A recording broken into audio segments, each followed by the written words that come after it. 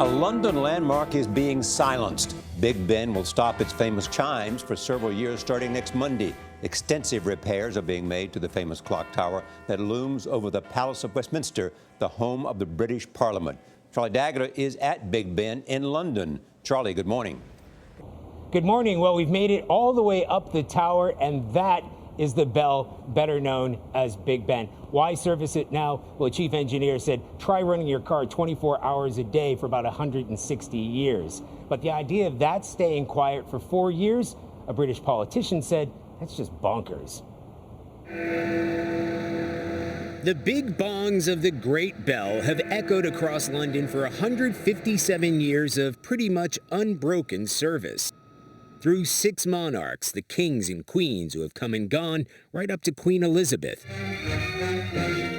Even the German Luftwaffe couldn't stop the bells tolling through the worst of the Blitz. But Big Ben refused to stop work for a second, even if his hands did shake a bit. But now, time has taken its toll. And the deafening chimes could harm workers who are not only giving London's most famous face a facelift, but renovating the whole tower inside and out. Like adding an elevator, says excitable architect Adam Wachowski. So we're going to put a lift in, we're going to put a tea point in, there's nowhere to make a cup of tea up there at the moment, and we're going to put a toilet in as well.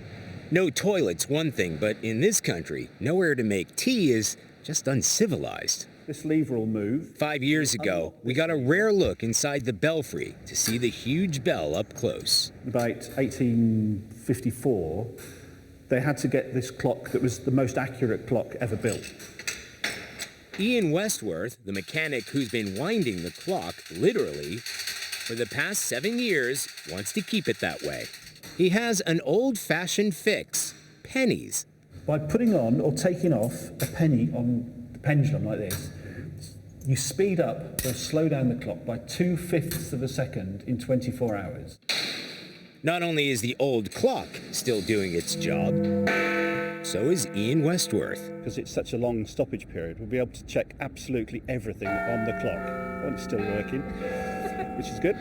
But Londoners and tourists alike are a little heartbroken. The city's most iconic landmark will be out of action for so long. Big Ben is Big Ben, and people want to see Big Ben, not half a Ben, a full Ben. That would definitely be a bummer, for sure, to come all the way here and not to be able to see it. And for those used to Big Ben's comforting tolls, 4 years of silence will be deafening. Now, next Monday at noon will be the last time that Big Ben will ring as usual. They're still going to use it for things like New Year's Eve and Remembrance Day, which is kind of like our Memorial Day. The clock itself will show the time, at least on one of its faces, throughout the entire project. Wow, Charlie D'Agata in London. I'm going to need to plan a European vacation. You better do it this weekend before Monday. But it seems to me, even though it's not the same thing, they could create the sound for people, even though it's not Big Ben. Yeah. But I like, too, that they're putting in an elevator, but after listening to Jordan, we'd want to take the stairs. That's right. We need activity. Activity will build up our needs. All right. How great it's going to look when it's all done in 4 years.